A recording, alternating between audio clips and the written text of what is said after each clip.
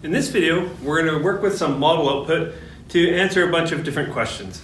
So what we did in a separate video was we fit a logistic regression model to estimate the log odds of a baby being born low birth weight. And we selected a few variables to include in the model. They were just sort of a random selection of some variables, right? We didn't pick a goal for the model. We didn't focus on model building. We just said, let's put a few variables into a model, get some output, and interpret it for the sake of discussing the concept. So there we looked at estimating the log odds of a low birth weight baby using smoking. Right? No is the reference, and we have an indicator for the individual smoking. Using the numeric age, using the race category, white is the reference, and we have a coefficient for black and a coefficient for other. And using LWT, the weight at last menstruation, which is approximately the weight at conception. So here's the model output that we got. We're going to ask some questions and then go through and look at how we can answer them using this model. And in a separate video, I also go through and answer most of these questions using R as well. So I want to show you here how we can do it by hand, looking at the model, and then I want to show you how we can get R to do the calculations or pull some of these summaries for us. So the first question is just getting an estimated probability. Can we calculate what's P, the probability of smoking, the probability of a low birth weight baby for a mother that smoked during pregnancy, who was 35 years old, race was white, and weight was 135 pounds at conception. I want to put in a reminder, we need to be careful, right? We don't want to calculate probabilities of the outcome happening if we haven't built the model to be predictive, right? So right now, I'm just going through the exercise of showing you how we can use the model to get estimated probabilities. And we need to use our model building and variable selection techniques to decide on what would be a good model for making this prediction. So to do that, we can work with a model expressed on the scale of P, the probability of the outcome, and that's E to the B naught, 0.332 plus 1.05. Now remember, the individual smokes, so this indicator is going to take on a value of what? Minus 0.022 times their age, so the age is 35. And then we said the race is white, so I'm going to write everything out for completeness. You can probably skip a few of these steps.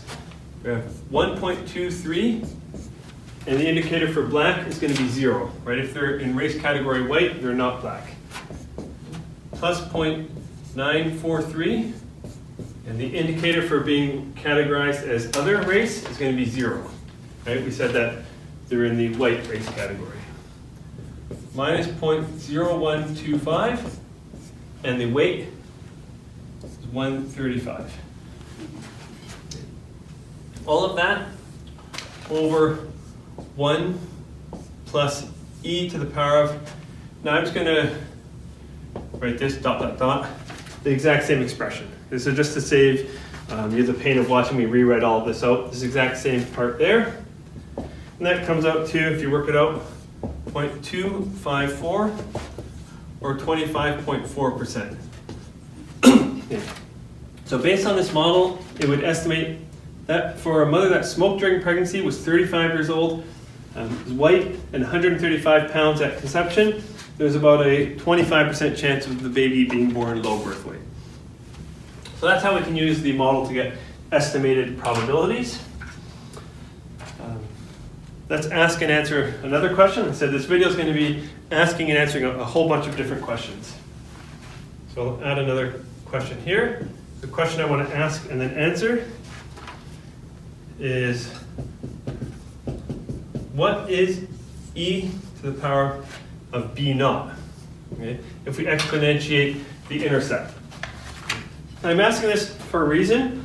I want to draw your attention to something that I don't want you to get conditioned to thinking that exponentiating every coefficient gives us an odds ratio. Okay, this does not give us the odds ratio. Exponentiating b1, b2, these other coefficients give us odds ratios. But let's think of the generic interpretation of b naught, right? B naught, this 0.322, is the log odds of low birth weight for all x equals 0.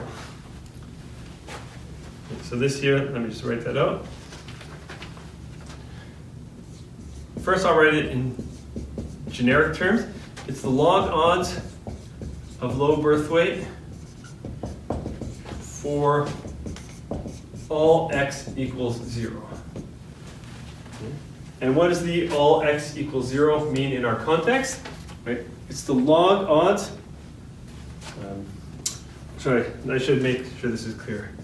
B naught, right, is the log odds of low birth weight when all x equals 0. All x equals 0 is no smoking. Right? And so this is 0. They do not smoke. The mother's age is 0. The race is white. Again, not black, not other. They're part of the reference. And whose weight at conception is 0 pounds. And we've talked previously that intercepts don't always have a meaningful interpretation, right? We can't have a mother who's 0 years old and weighs 0 pounds. So we could center these variables if we wanted the intercept to have a meaningful interpretation. Now, just what I want to get back to is that's B naught, right? B naught is the log odds of a low birth weight baby for these. So if we exponentiate the log odds, we're going to get the odds, right? So the exponentiated intercept are the odds of low birth weight for non-smoking mother, age 0, race white, 0 pounds at conception. So I just wanted to kind of remind you that, so you don't fall in this trap of thinking that this gives us an odds ratio, right? It can't. The B naught, the intercept, is the reference group. B1, B2, all these other coefficients here, right? They give us the change in the log odds. Right, so those end up giving us the log odds ratio. Or if we exponentiate it, it gives us the odds ratio. So again, I just wanted to stress that so you don't fall into that trap of thinking that every time we exponentiate something from logistic regression, it's an odds ratio. This coefficient, for example, 1.05, tells us how do the log odds of low birth weight change for smoking relative to no smoking. The change in the log odds is the log odds ratio. And just, I'll say it quickly, I'll let you build the rest of the connection, but the log odds ratio is the log, I'm just going to write A over B. The odds of one group divided by the odds of the other group, right? That's the odds ratio. And this can be written as the log of A minus the log of B. And so we're having the log odds for a reference group, and how do those log odds change for one group relative to the other. So what I'm going to do is clear this off, and then we'll get into answering some more questions.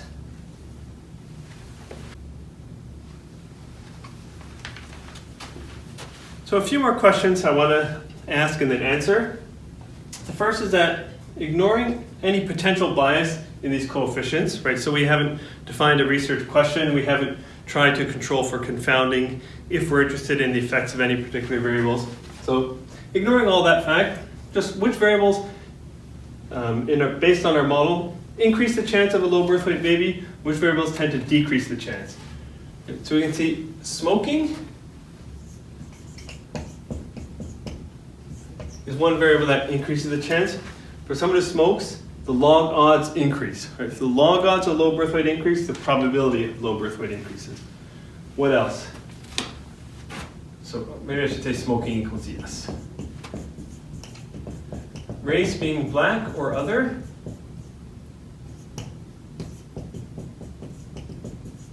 Increase it, right? There's an increase in the log odds.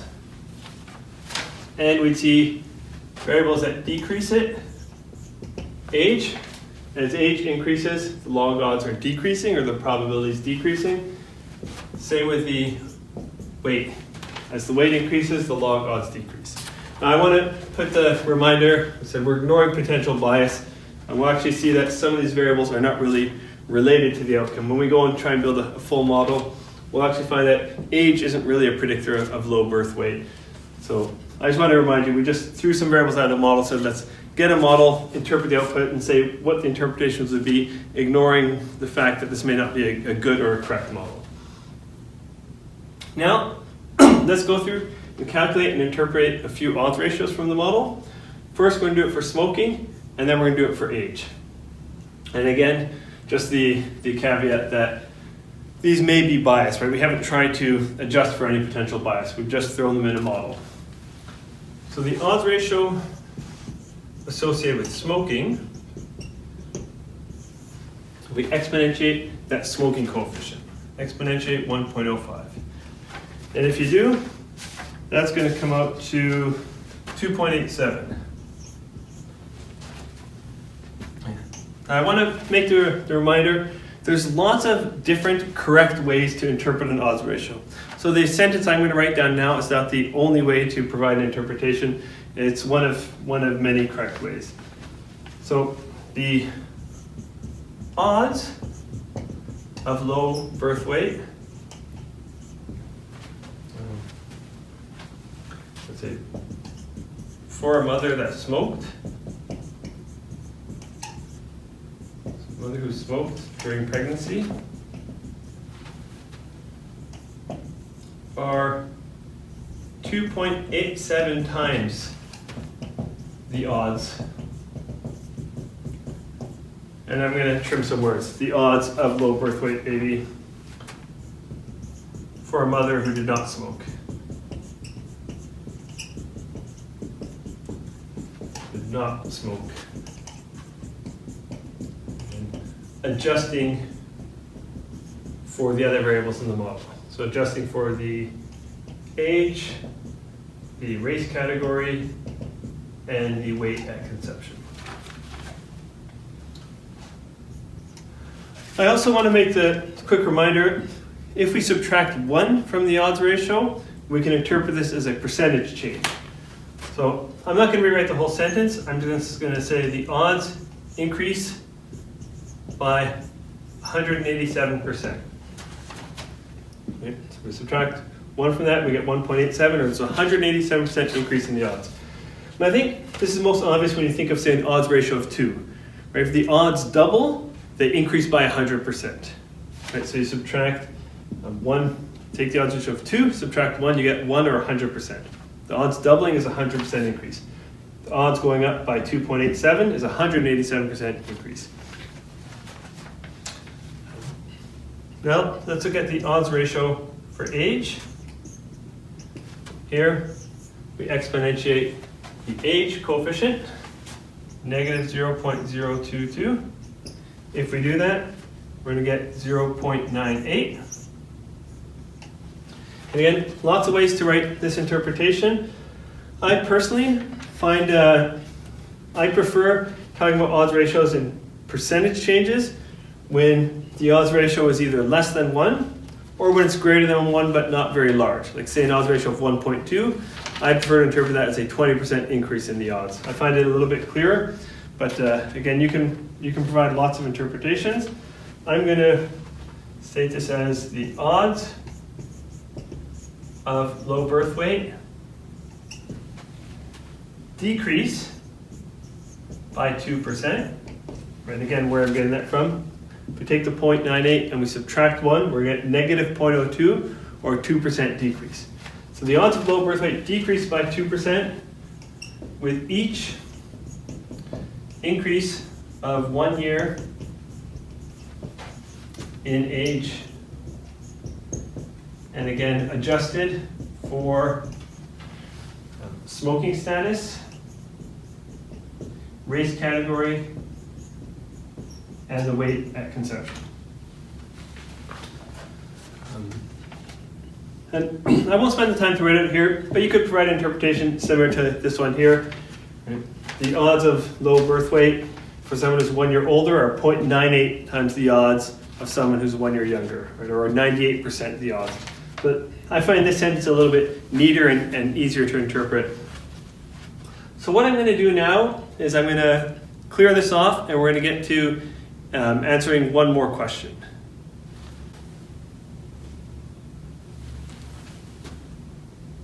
So there's one more question I'd like to answer with this model before we move on. And I want to make a reminder here that I have a video where we go through and answer all these questions using R as well. So the question here is, can we calculate the odds ratio of low birth weight baby for black versus other using this model? Right, so I just want to remind you, white is the reference. So we have a coefficient, how do the log odds change for black versus white, and how do the log odds change for other versus white. But using this exact same model, can we get the odds ratio for black versus other? So the answer is, well, yes we can, and I'm going to show you how we can do that. I'm going to try and get it in a few different ways. The first is that I want to rewrite these coefficients and remind you this coefficient for black of 1.23. This gives us the change in the log odds for black versus white. This coefficient for other of 0.943. This gives us the change in the log odds for other versus white. Right, remember, white was the reference category. Okay, so what we want to do is we want to get something that tells us what are the change in log odds for black versus other. Some of you might see this right away, but I'm going to draw this diagram that I found helped me think through the idea. So here's white. Here is black, right? And the change, let me do it in a different color here. Okay, this here, the change in the log odds is 1.23, right? Or the log odds for black versus white increased by 1.23. Then we think for white versus other, here's white, here's other, and those log odds increase by 0.943. And so remember, this coefficient here is giving us how do the log odds change for other versus white. Right? How do the log odds change for black versus white? If we want to know black versus other, hopefully some of you have seen that here. This gap, black versus other, is 1.23 minus the 0.943. If you work that out, it comes out to 0.287. Right? Again, the log odds for black relative to white increased by 1.23. The log odds for other relative to white increased by 0.943. So the distance between black and other is 0.287. So if we, let me do that over here, the odds ratio of black versus other is we can exponentiate that. Right? Exponentiate, remember this is a change in the log odds for black versus other. Exponentiating that gives us the odds ratio. That comes out to 1.33. And so that's one way to get at it. There is, in the video using R, I also show you how we can reparameterize the model so we can change who the reference is. Rather than having whites as the reference, we can have someone else as the reference. I want to show you one more way you can get at it. This is not necessary. It's essentially mathematically the equivalent to what we just did here, but it might help for some with a bit more mathematical background to build some of the connections. So the odds ratio of black versus other, we can also get by taking, first let me write it this way. The odds ratio of black versus white over the odds ratio of black versus other. Okay. What's the odds ratio of black versus white? That's exponentiating that there. Okay. The odds ratio of black versus white, so we exponentiate the coefficient for black. Right, this is black versus white. how do the log odds change for black versus white. The odds ratio of, sorry, this is not right. This should be other versus white.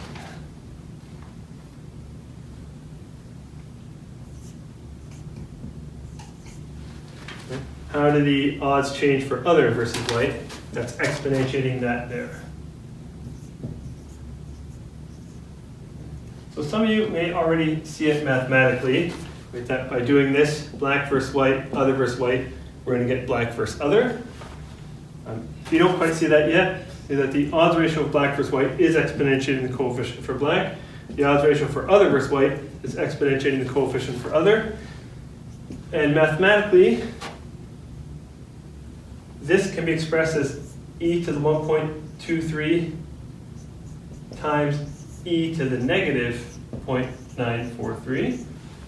Remember, if we take the negative of that, it brings it on top, or if we take e to the negative 1.23, it brings it to the bottom.